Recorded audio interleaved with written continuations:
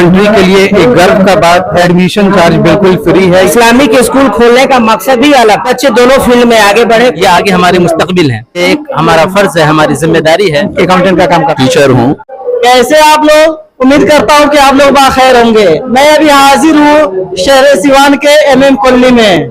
आइए अल हिकमा एकेडमी के डायरेक्टर से कुछ बातें करते हैं। स्कूल कब से चल रहा है? जी, ये स्कूल तो शुरू हुआ था 2017 दिसंबर से। मैंने इसकी नींव रखी थी। मैं शुरू में कोचिंग के तौर पर पढ़ाना शुरू किया था, 2-4-10 बच्चों को लेकर शुरू किया था। उसके बाद बच्चे बढ़ते गए और धीरे धीरे बढ़ते बढ़ते ये कोचिंग स्कूल में बदल गया।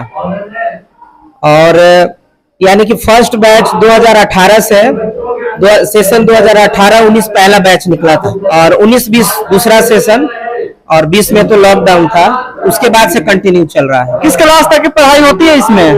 जी अल्हम्दुलिल्लाह, ये स्कूल तो अपने खास मकसद से शुरू हुआ था कि बच्चों को दुनिया की तालीम के साथ साथ दीन की तालीम मिले। स्कूल तो बहुत है, लेकिन ऐसे इदारों की बहुत जरूरत है, खास करके हमारे मुस्लिम कौम के लिए।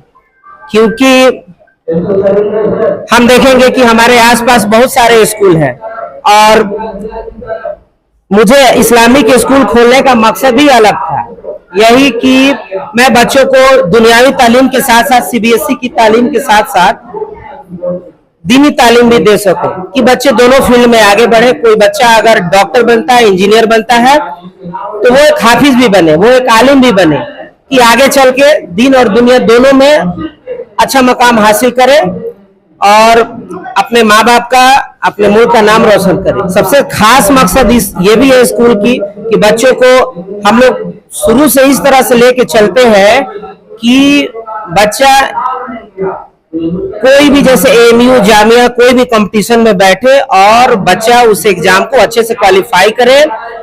और क्योंकि बिना एग्जाम क्वालिफाई किए, बिना कंपटीशन क्वालिफाई किए कोई बच्चा डॉक्टर इंजीनियर नहीं बन सकता। उसमें अच्छा मार्क्स लाना, उसमें अच्छा रैंक लाना जरूरी होता है। तो हम लोग यहाँ उसी वे से चलते हैं और बच्चे के ऊपर ध्यान देते हैं। और अल्हम्दुलिल्लाह बच्चे हमारे यहाँ से निकले भी हैं, 2-3 बच्चे निकले हैं, वो अच्छे जगह गए हैं। कुछ AMU में गए हैं, जामिया में भी गए हैं, एक-आधो सैनिक में भी गए हैं और हमारी मेहनत चल रही है। इंशाअल्लाह आगे और भी बच्चे निकलेंगे। स्कूल तो बहुत सारे, ज्यादातर मैं देखता हूँ आपके स्कूल में बहुत सारे बच्चे हैं, ऐसा क्यों? अल्हम्दुलिल्लाह, क्योंकि मैं फर्स्ट ऑफ ऑल सबसे पहले मेरी प्रायोरिटी होती है पढ़ाई के ऊपर। सबसे पहले पढ़ाई, क्योंकि स्कूल है तो बच्चों को नॉलेज पहले मिलना चाहिए। और हम दावा करते हैं कि हमारे यहाँ पढ़ाई अच्छी होती है। हम बच्चों को कंपटीशन की भी तैयारी कराते हैं, तो उसके लिए नॉलेज बहुत जरूरी है। इसलिए हम पढ़ाई पे सबसे ज्यादा ध्यान देते हैं, सबसे ज्यादा।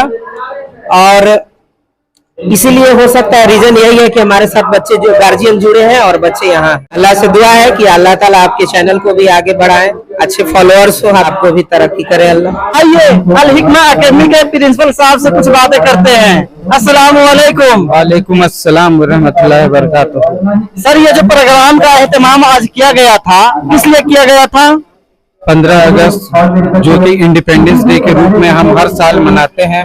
1947 में हमें अंग्रेजों की गुलामी से आज़ादी मिली थी और ये हमारे देश के लिए, हमारे कंट्री के लिए एक गर्व का बात है। और इस गर्व को हर साल हम लोग इंडिपेंडेंस डे के रूप में मनाते हैं, ताकि हम अपने बच्चों को ये याद दिला सके कि हमारे शहीदों ने, हमारे ग्रेट लीडर्स ने किस तरह इस आजादी को दिलाने में अपने खून पसीने लगाए थे। मुल्क हिंदुस्तान को आजाद कराने में महत्वपूर्ण भूमिका किन लोगों ने निभाया था?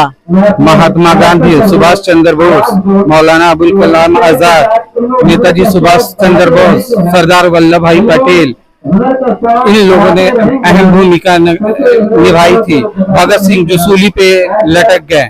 ये जो अवार्ड रखा गया है, कैसा अवार्ड है? हमारे स्कूल के बच्चे जो प्रोग्राम में हिस्सा लिए थे, जिन्होंने उम्दा प्रोग्राम किया है, उन लोगों को नवाजा जाएगा इस अवार्ड से। और हर साल जो बच्चे एकेडमिक में अच्छा करते हैं, फर्स्ट सेकंड थर्ड आते हैं, उन लोगों को भी ये दिया जाएगा। साथ में ही पार्टिसिपेंट्स जो रहते हैं उनके हौसला अफजाई के लिए उनको कुछ न कुछ अवार्ड से नवाजा जाता है। कितने टीचर्स होंगे आपके स्कूल में? हमारे स्कूल में लगभग 20 टीचर हैं। कौन कौन सब्जेक्ट के टीचर्स हैं? सारे ही सब्जेक्ट के हैं, math, English, science, Urdu, Arabic, दीनियात के लिए भी हमारे पास उम्दा टीचर हैं और इसमें वेल क्वालिफाइड टीचर हैं। मैं खुद प्रिंसिपल जो एक इंजीनियर भी हूँ, मैंने MBA भी कर रखा है, तो और हमारे डायरेक्टर सर खुद ही एक वो भी इंजीनियर हैं। तो वेल एजुकेटेड टीचर्स यहाँ पे हैं जो बच्चों को अच्छी गाइडेंस दे रहे हैं। एडमिशन चार्ज क्या है?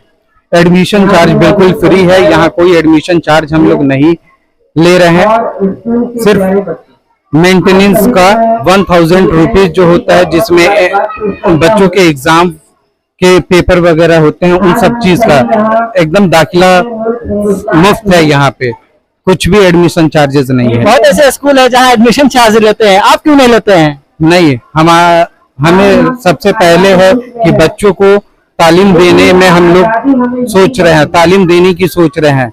कुछ एडमिशन चार्ज की वजह से बच्चे या कुछ गरीब के भी बच्चे या जो फाइनेंशियल वीक हैं उनको भी हम लोग सपोर्ट कर रहे हैं। हम लोग सिर्फ एक सेक्शन को नहीं सपोर्ट कर रहे हैं जिसमें सिर्फ और सिर्फ हम लोग ये करें कि हमें फाइनेंशियल जो स्ट्रांग पेरेंट्स हैं उनसे पैसा लेना है।